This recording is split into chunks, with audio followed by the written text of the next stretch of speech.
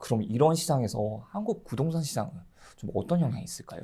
뭐 일단 부동산 조금 다르게 봐야 됩니다. 다르게 봐야 될까요? 부동산은 이제 뭐 인플레이션 측면에서 또 영향을 받지만 사실 부동산은 기준금리 인상이 좀 가장 큰 영향을 받는다 이렇게 봐야 됩니다. 예를 들면 인플레이션이 높다고 해서 뭐 부동산이 어떤 가격의 큰 변동 영향 이렇게 받는 건 아니고요. 물론 이제 정책을 고려할 때는 인플레이션이 높아지는 이유 중에 요인 중에 하나가 부동산 가격에 영향을 미치겠죠. 그래서 인플레이션을 제어하기 위해서 부동산을 어느 정도 정책을 좀 강화해서 부동산 가격 상승을 막을 수는 있겠지만 문제는 그렇게 심하게는 하지 못해요. 왜냐하면 부동산이 경제 전반에 끼치는 영향이 굉장히 크기 때문에 그런 측면에서 조금 영향이 좀 제한되고요. 오히려 시장 자체에서 움직임에 영향을 받는 거죠. 정책보다는. 그게 이제 결국은 금리의 부분이죠. 대출과 관련된 이자 부담이라든지. 그래서 부동산은 기준금리 인상을 가지고 특별히 이제 연준과 관련된 그 상황을 면밀히 보시는 게 좋습니다. 그래서 기준금리 연준이 계속 인상할 시기에는 어쩌든지 간에 부동산 시장이 좀 영향을 보고 기준금리 인상 이후에 자산시장 충격이 오면 그때 이제 부동산도 같이 한번 충격을 받고 다시 회복되는 이제 그러한 패턴들을 갈 가능성이 높다라고 봐야 되겠죠. 그럼 지금 주담대가 4%가 넘어가는 곳들도 있는데 그런 게 이제 부동시장에는 많은 영향을 끼칠 수가 있겠네요. 그렇죠. 일단은 뭐 신규 대출에 대한 어떤 수요에 대해서 영향을 미치겠지만 그래도 좀 더 큰 거는 이제 기존 대출자의 이제 부담이 굉장히 크죠. 맞아요. 어떻게 보면 다들 사자 하는 분위기에서 네네. 정말 영혼까지 끌어갖고 사신 분들이 분명히 있을 거거든요. 네네네. 그분들이 이제 1%씩 올라갈 때마다 너무 힘들 것 같아요. 그렇죠. 그래서 이제 기준금리에 영향을 미친다라는 게 이제 기준금리가 인상하면 기존의 이제 대출 수요자들은 이자 비용에 대한 부담이 커지잖아요. 네. 그렇다고 해서 부동산을 지금 당장 팔 수도 없거든요. 이때가 되면 점점 이제 기준금리 인상기가 되면 부동산을 사고 파는 시장도 꽤 위축이 돼요. 그리고 가격 상승도 많이 일어나지 않거든요. 그러니까 기존에 샀던 분들이 내가 힘들다고 해서 곧바로 팔 수가 없어요. 왜냐하면 부동산이 갑자기 폭락도 하는 것도 아니고 그래도 어느 정도 더 오르고 있으니까 이제 기대감이 있으니까 이자 부담을 계속 견디면서 가는 거죠. 버티는 거죠. 그렇죠. 그런데 이제 기준금리가 올라가니까 신규 수요자들도 있긴 있지만 좀 줄어들어요. 이런 상황이니까 부동산 가격이 크게 떨어지지 않고 일부에서 계속 오르죠. 그러니까 이런 상황으로 어중간한 상황으로 계속 가는 거예요.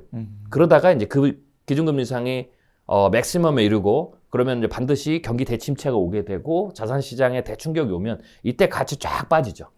네. 그러니까 이런 패턴. 그리고 나서 다시 연준이 기준금리를 쫙 내리면 그때 다시 이제 투매 매물에 대해서 낮은 이자로 들어가는 이제 그룹들이 생기죠. 그러면서 반등을 하는 거죠. 그러니까 이런 패턴들이 있다라는 걸 좀 고려하시고 부동산 투자에 대해서 전략을 세우시는 게 좋다라고 생각이 됩니다. 그럼 기준금리는 맥스 몇 프로까지 오를 수가 있을까요? 지금 제가 이제 저희 연구소에서 이제 예측한 거에 의하면 이제 기준금리가 어디까지 오를 거냐라는 것은 중요한 기준을 영향을 미치는 것은 부채 규모예요.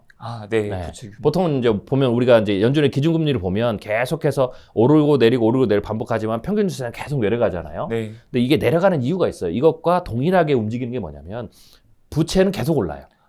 그러니까 부채 규모가 계속 늘면 이런 거죠. 내가 예를 들면 1억을 빌렸을 때의 1%의 이자에 대한 부담하고 2억을 빌렸을 때 1%의 부담은 똑같은 1%지만 2배잖아요. 그렇죠. 그러니까 내가 개인적으로 보면 1억을 빌렸을 때에 예를 들면 2% 정도를 견뎠다라고 하면 2억을 빌렸을 때는 1%가 견디는 수준이에요. 그러니까 연준이 이 규모를 보고 금리의 최고점을 조절할 수밖에 없어요. 그래서 이번은 뭐 지난번처럼 2008년 서브프라임 모기지 때의 근처가 이제 최대가 올랐을 때가 이제 5%인데 네. 그래서 일부에서는 5%까지 얘기하는데 제가 보기에는 그때와 비교해서 지금 부채들이 다 2배 이상 늘었기 때문에 부채 훨씬 더 양이 그럼요. 많죠. 5%는 올릴 수 있지만 5%를 올리면 그냥 깨집니다, 시장이. 그래서 5%를 못 올려서 못 올리는 게 아니라 이 부채 규모가 5%를 올리는 과정 속에서 컬랩스가 일어나기 때문에 5%까지 올려야 된다. 지금의 인플레이션을 보면 그게 맞거든요. 인플레이션 잡으려면 그 정도는 올려줘야 돼요. 근데 올리는 과정 속에서 시장이 크게 무너진다라는 거죠. 그래서 이론적으로는 맞지만 혹은 인플레이션 수치적으로 맞지만 실제적으로는 올리기가 불가능하다. 올리기가 불가능하다는 것을 다시 말씀드리면 올리는 과정에서 끝이 나버리는 겁니다. 그래서 실질적인 금리가 5%는 못 갈 거고 제 생각에는 현재로서는 미국의 부채를 좀 생각하니까 미국의 부채를 생각했을 때는 대체적으로 2.5% 플러스 마이너스 여기가 좀 견딜 수 있는 수준이고 이제 거기를 넘어가면 이제 곧바로 대충격을 대비해야 됩니다. 그래서 네. 대략 한 뭐 저는 상식적으로 2.5%. 이제 물론 일시적으로 2.5%를 오버슈팅 할 수 있어요. 인플레이션을 잡아야 되니까. 그래서 3%나 3.5% 가는데 만약에 그렇게 가면 이렇게 보시면 됩니다. 2.5에서 3.5로 1%를 올리는데 그게 뭐 한 3, 4개월 예를 들면 혹은 6개월 동안 올리는데 근데 가계부채가 문제가 없는 내가 버티면 되지 않느냐라고 생각하는데 그게 아니라 어디서 문제가 생기냐면 이 금리를 올리면 그게 이제 도화선이거든요. 그러니까 모든 자산시장의 대폭락 혹은 경기 대침체의 도화선은 어디가 오냐면 채권 시장에서 와요. 그래서 여러분들이 채권 시장을 보셔야 돼요. 채권 시장 어디서 오냐면 정크본드. 그다음에 정크 위에 약간 하이힐드 채권이라고 하는 그러니까 부실 채권들이에요. 그 채권들이 그렇죠. 말씀하시는 그 거죠. 채권들이 예를 들면은 일정한 주기로 만기가 도래하면 또 재발행하고 하잖아요. 네. 그런데 이게 금리가 오르면 신규 추가 발행도 안 되지만 나중에 재발행을 해야 될 때 재발행을 못 하게 되죠. 그러면 이제 그게 컬랩스가 이루어지는 거예요. 거기가 깨지면서 거기에서 이제 신용 경색이 생기고 그다음에 그러니까 부실이 생기면 이게 순간 의심이 생겨요. 그거보다 좀 더 좋은 채권에 대한 의심도 생기죠. 얘네들도 문제가 있는 거 아니냐. 이러면서 일시적인 신용 경색이 생기고 이게 도화선이 돼서 주식시장 그다음에 자산 부동산 시장 다 옮겨붙는 거예요. 그럼 위험한 채권을 안 사야 되는데 그건 이제 수익이 있으니까 그렇죠. 수익이 있으니까 사죠. 사는 거죠. 네, 그러니까 거기에 베팅을 하는 거거든요. 그 네. 위험한 채권이라는 게 어떤 종류가 혹시 주로 있을까요? 이제 위험한 채권들은 기업으로 봤을 때 기업의 이익률들은 즉 좀비 기업들이 발행한 채권들이죠. 거의 수익률이 쓰러져가는- 없는. 그렇죠. 그런데 이제 그들도 돈을 빌려야 되니까 그들도 채권 발행을 한단 말이죠. 그런데 이제 재무제표상이 좋지 않으니까 어떻게 했어요? 이자율을 높게 하겠죠. 그러면서 이제 채권을 발행해서 돈을 끌어다 계속 하는 거죠. 근데 이제 이게 금리가 낮을 때는 이제 버티는 거죠. 그런데 이제 금리가 점점 올라가면 추가 발행이나 혹은 기존 금리에 가산 채권의 이자가 붙으니까 이들이 그거를 감당을 못 하는 겁니다. 그러면 이제 못 갚겠다. 쉽게 해서 어음 돌듯이 돌다가 부도를 내버리는 거죠. 그럼 이제 거기가 무너지는 거죠. 근데 이제 문제는 그 기업들이 그 정도 상황에 도달하는 시점에 가면 사실 우량 기업들도 기업의 매출이나 수익이 안 좋아져요. 그러니까 당연히 의심이 그렇죠. 의심이 옮겨 붙죠. 그래서 채권 시장이 일시적으로 얼어붙어. 이게 신용 경색이죠. 그러면 이제 이걸 팔고 자산의 포트폴리오 막 조정이 막 일어나죠. 그때 이제 뭐 되겠어요? 주식을 또 파는 거예요. 그래서 주식 시장이 무너져 내리는 거고. 그다음에 신용 경색이 좀 더 심각하다. 오래 간다. 그러면 어떻게 돼? 전체가 다 얼어붙고 공포감이 커지면서 여기서 앞다투어서 그냥 막 매도세가 나오는 거죠. 이러면서 대폭락이 일어나는 거예요. 그리고 이제 그러면 이제 좀비 기업이 파산이 일어나죠. 그러면 실업자도 높아지고 막 이러잖아요. 그러면 이제 그때 어떻게 되겠어요? 부동산도 금리가 부담률이 굉장히 높고 시장도 안 좋고 그러니까 이제 부동산도 호가가 막 떨어지는 거죠. 그래서 연쇄적으로 붙는 겁니다. 그럼 좀비 기업을 좀 파악하는 방법 같은 게 있나요? 그거는 이제 하이힐드 채권에 대해서 우리 여러분들 이제 데이터들을 보시면 거기에 하이힐드죠. 그렇죠. 거기에 대해서 이제 나옵니다. 예를 들면 뭐 개인 투자자들은 실시간으로 접하기 어렵지만 뭐 기관 투자자들은 가능하고요. 또 개인 투자자들은 이제 IMF라든지 OECD라든지 이런 데가 이제 분기별로 발표를 해요. 그러면 이제 그 자료들을 이제 보시면 좀 될 것 같고요. 근데 이제 그걸 구체적으로 크게 안 보시더라도 그냥 이렇게 생각하시면 돼요. 대체적으로 아까 얘기했던 제가 2.5%는 이번에서 현재 추세를 봤을 때 그 규모를 봤을 때 2.5%, 2에서 2.5%가 되면 하이힐드 채권 문제에서 이제 압박이 시작된다. 그래서 그때부터는 조심하시는 게 좋다. 그 정도 금리가 올라가면 그렇죠. 진짜 조심해야 되는 시기네요. 그렇죠. 그럼 그게 한국 부동산뿐만이 아니라 해외 시장에도 영향을 미치나요? 다 영향을 미치죠. 모든 투자 자산에 다 연결되어 있기 때문에 영향을 미친다. 이렇게 보시면 되고요. 제가 이제 아까 말씀을 이제 잠깐 드렸는데 2.5%에서 오버슈팅은 가능하다. 3.5라든지 4라든지. 근데 못 버티기 때문에 연준이 만약 그렇게 되면 곧바로 금리를 내릴 겁니다. 인플레이션을 잡기 위해서 오버슈팅을 한 거거든요. 그래서 인플레이션 어느 정도 내려가면 다시 내려가서 한 2%대 후반으로 금리를 안정시키면서 이제 갈 가능성이 이제 높다라는 거죠. 네, 그럼 우리나라 기준금리는 어디까지 좀 올라갈 수 있을까요? 우리나라 기준금리는 일단 이제 평상시에는 위기가 아닐 때는 우리나라가 재량껏 할 수가 있어요. 그래서 미국의 기준금리하고 뭐 같거나 혹은 뭐 낮게도 해도 상관이 없고 하는데 이제 위기시가 되면 대체적으로 평균적으로 우리나라 기준금리는 미국과 비교해서 최소 1%에서 1%포인트에서 2%포인트 정도가 높아야 돼요. 최소로요? 네, 최소로. 네. 아무리 이제 경제가 그게 이제 우리나라 경제에 달려 있는데 경제가 왜냐면 핵심은 그거예요. 위기니까 미국 자산이 가장 안전자산이잖아요. 어쩌든지. 네. 그래서 미국이 사고를 쳐도 미국 자산이 뛰고 미국이 선방하는 이유예요. 달러가 선방하는 이유. 근데 그렇기 때문에 미국으로 탈출하는 외국 자본을 막기 위해서 우리나라에 외국 자본이 굉장히 많이 있잖아요. 특히 투자 시장에는. 그걸 잡기 위해는 결국은 미국보다 뭔가 메리트를 더 줘야 되겠죠. 일단 금리부터. 그러니까 미국보다 더 줘야 되는 거예요. 그런데 만약에 우리나라 경제가 그래도 탄탄하다. 그러면 미국만큼만 줘도 돼요. 그러면 이게 최상의 경우는 같은 거. 네. 우리나라도 안전하다라는 그렇죠. 믿음을 주게 이런 되면. 거죠. 금리든 똑같이 줘. 네. 그런데 미국의 경제보다 우리나라 경제가 더 좋으니까 수익률을 낼 수 있어. 이게 설득이 되는 거죠.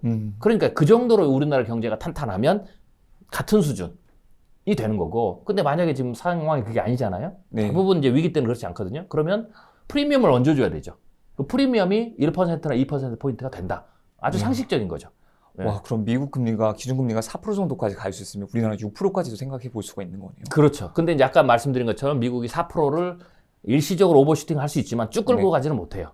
네. 근데 이제 그 시차가 있으니까 네. 미국이 4% 뛰었다고 해서 우리가 곧바로 5%, 6%를 따라 올라가지는 않을 거예요. 아, 네. 미국도 올라가서 내려가면 그러니까 평균치가 중요한 거죠. 네. 그렇게 봤을 때 미국이 2.5에서 맥시 3%를 이번에 생각한다면 최고점을 우리나라는 뭐 한 최소 3에서 많게는 5% 사이까지도 충분히 좀 준비를 해야 되지 않을까. 네. 근데 시중에서 체감하는 그 금리는 이거보다 더 높잖아요. 근데 이거는 정책금리, 기준금리고 그렇죠. 시중은 여기서 플러스가 되는 거죠. 그리고 네. 플러스가 위기감에 따라서 또 프리미엄이 또 붙는 거예요. 아, 네. 그래서 시중금리는 사실은 훨씬 더 높다라고 봐야 되겠죠. 뭐 네. 제1금리권을 보면은 만약에 5%까지 올라가면 뭐 최소 6, 7%? 네. 가 가는 거고 2금리권은 더 프리미엄이 더 많이 붙겠죠. 붙죠. 뭐 이제 그런 식이 되는 겁니다. 그럼 이제 이게 새 정부가 윤석열 정부가 들어섰는데 부동산 규제에 대해서 좀 많이 풀어줄 것 같거든요. 네네. 그럼 이때 부동산 시장은 좀 어떻게 변할 수 있을까요? 뭐 일단은 풀면 이제 만약에 이거는 정부가 규제를 하든 안 하든 상관없이 시장이 일반적으로 돌아가는 거예요. 여기서 규제를 더 하면 더 위축되겠죠. 근데 거꾸로 그러면 규제를 풀면 일반적인 패턴으로 돌아가는 거예요. 뭐 폭등이 아니라 네. 정상. 왜냐면 지금은 규제를 막 하니까 일단은 거래 절벽도 오고 막 이랬잖아요. 네. 이거는 사실 이것도 정상적이진 않아요. 네. 그래서 이게 정상적인 패턴으로 돌아간다. 이렇게 생각하시면 됩니다. 정상적인 패턴이면 지금 좀 가격이 많이 올랐잖아요. 그렇죠. 그럼 가격이 좀 떨어질 수도 있다. 아니 그건 아니고 이제 볼까요? 기준금리 인상 제가 이제 아까 말씀드린 네. 기준금리 인상을 시작하면 부동산 상승률 자체가 줄어드는 거죠. 힘이 줄어드는 거죠. 안정화가 그렇죠. 되죠. 서서히. 네. 그래서 박스권이나 혹은 약간 상승이나 뭐 이런 혹은 일부에서 아직 대폭락이 안 왔으니까 일부에서는 하락을 하지만 그렇게 크게 하락하지 않는. 네, 이제 그건 이제 지역에 따라 좀 다르겠죠. 네. 그래서 이제 그런 움직임에서 지금 아마 다음에 어떤 경기 대침체까지 갈 가능성이 높다. 여기서 만약에 현 정부가 부동산을 더 세게 주면 이제 이게 좀 더 일찍 오거나 더 밑으로 주지 않겠지만 지금 푼다고 하면 네. 그러니까 푼다고 했을 때 이거 막 우리가 요 근래 몇 년 코로나19 혹은 코로나 초반하고 그 이전에 막 뛰었던 폭등했던 그런 식으로는 못 갑니다. 네. 앞으로는 이제 좀 안정화가 될 거고 어떤 정책이 있든지 간에 너무 규제만 되지 않는다면 그렇죠. 지금은 좀 안정화가 될 수 그렇죠. 있겠다라고 보는 게 맞겠네요. 그냥 안정기 뭐 이렇게 생각하시는 게 조금 더 나을 겁니다. 그러면 좀 위험해지는 시기를 좀 구분할 수는 있을까요? 이제 위험해지는 시기는 이제 연준의 정책에서 이제 모든 게 좌우된다라고 말씀을 드렸잖아요. 네. 그래서 위험해지는 시기는 이제 기준금리하고도 연관이 돼 있는데 이제 두 가지를 보셔야 되는데 이제 기본적인 어떤 패턴은 기준금리 인상 후반부부터가 중요해요. 그러니까 위험 신호예요. 전반이 아니고 후반부예요. 예. 보통은 이제 기준금리 인상기 긴축 기간에 뭐 자산 시장이 어떻게 움직이면 기본적인 패턴이 있어요. 일단 기준금리 인상을 시작하면 그때 한번 자산 시장이 큰 조정을 받아요. 왜냐면 그때 그 전까지는 돈을 막 풀었으니까 이건 당연한 거죠. 네. 그래서 일시적으로 큰 충격을 받고 지금이 그 시기예요. 즉각 반응이 오는 시기. 그렇죠. 네. 그래서 제가 책에도 표현했지만 주식시장도 기준금리 인상 시작 기간에 인상하기 전에 조정 한번 받고 인상하고 조정 받고 이렇게 있거든요. 지금은 그 기간이다라고 보면 되고요. 그 기간인데 정상적으로도 조정을 받아야 되는데 이제 우크라이나 전쟁이 일어났기 때문에 더 큰 조정을 받았다. 이렇게 이해하시면 될 것 같고요. 그리고 나서 자산 시장이 반등을 해요. 자산 시장 어느 정도 회복기를 가다가 기준금리 인상 그 후반부쯤 가서 이제 두 가지 패턴이 일어나는데 연준이 기준금리를 내리면 자산 시장에 2차 대폭등이 와요. 주식시장도 전고점을 뚫고 다시 올라갈 수 있어요. 그래서 이제 그걸 잘 보셔야 돼요. 근데 만약에 지금은 조금 다른 게 스태그플레이션 위험이 있으니까 맞아. 하나 더 이제 변수가 있겠죠. 그래서 일단은 기본적인 노멀 패턴을 먼저 말씀드리면 기준금리 인상 초반에 주식시장이 대조정 받다가 거기에 이제 시장이 이제 적응을 하죠. 그리고 이제 왜 초반이 중요하냐면 앞으로 기준금리 인상을 어떤 방식으로 할 것인가에 대해서 초반에 한 서너 번 정도 연준이 기준금리 인상을 하면 대충 나오거든요. 그러면 시장이 그걸 이해를 해요. 그러면서 일단 조정기에 손바꿈이 이루어졌으니까 그 다음부터는 그것을 적응했기 때문에 이게 반등을 하면서 회복기로 가는 거예요. 그러다가 이제 기준금리 인상 이제 후반부에 들어가면 뭐 지금으로 보면 대략 한 2%대 후반, 3%대 초반이 이제 네. 되겠죠. 이제 이때에 연준이 기준금리 인상을 멈추면 약간의 상승이 좀 추가 상승이 있습니다. 그러다가 쭉 가다가 결국은 이제 컬랩스가 오고 후반부 넘어가면서 아니면 연준이 올렸다가 기준금리를 내리면 그러니까 이번 같은 경우 내리는 이유는 오버슈팅을 했다고 생각하기 때문에 내리는 거예요. 그럼 내리면 그때 대체적으로 어쩌든지 간에 명목적으로 내렸잖아요. 네, 그렇죠. 그러니까 이게 폭등기가 다시 오는 거예요. 그래서 2차 폭등기가 와서 전고점을 뛰어넘어버려요. 높았다가 내려가는 네, 금리가 네. 상대적으로는 낮게 그렇죠. 보이는 거군요. 이게 시장이 보통 그렇게 움직이는 거니까 상대성으로. 네. 그렇기 때문에 이제 그런 어떤 그 시점들이 좀 있죠. 그래서 그거를 좀 보시는 게 좀 좋고요. 대체적으로 그 시기가 그러면 후반부가 현재로 속도로 보면 언제쯤 되느냐라고 봤을 때 연준이 보통은 그 기준금리 인상을 시작해서 올리는 시기가 보통 평균 2년이거든요. 네. 플러스 마이너스. 이번은 스텝을 좀 빠르게 하니까 일단 1년에서 1.5년. 그러면은 이제 내년 상반기나 내년 중반기쯤이 연준이 지금 기준금리 인상 최고점에 도달하게 되겠죠. 그래서 내년 중반쯤 돼서 연준이 기준금리 인상을 어느 선에서 멈추느냐, 그리고 오버슈팅했으면 내리느냐, 이걸 잘 보셔야 됩니다. 거기에 따라서 이제 그 다음. 그래서 역시 이것도 있기 때문에 인플레이션, 스태그플레이션과 같아서 2023년이 가장 중요한 해다라고 이제 말씀을 드리는 겁니다. 2.5%까지 올리는지 또는 3.5%에서 4%까지 오버슈팅해서 올리는지 네. 여기에 좀 달려 있겠네요. 그렇죠. 오히려 오버슈팅을 하면 일시적인 단기적인 측면에서는 내려야 되기 때문에 주식시장이 호재가 될 수도 있다. 심리적으로는. 근데 이제 문제는 뭐냐면 오버슈팅을 해서 내리면 주식시장이 한 번 더 상승할 수 있는 기회는 오지만 결국은 언젠가는 조정을 해야 되니까 버블의 법칙상 많이 오르면 많이 떨어지거든요.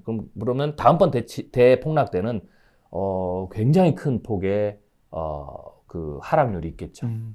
지금도 내 집 마련을 해야 되나 말아야 되나 고민을 하고 있으신 분들이 많아요. 그러면 적절한 내 집 마련 시기는 혹시 언제로 볼 수 있을까요? 일단 이렇게 보셔야 됩니다. 한국의 부동산 시장은 이게 두 가지가 합쳐졌어요. 내 집 마련과 동시에 투자 소득. 네, 맞아요. 그런데 이제 이제는 그것을 분리해서 보셔서 판단하셔야 된다.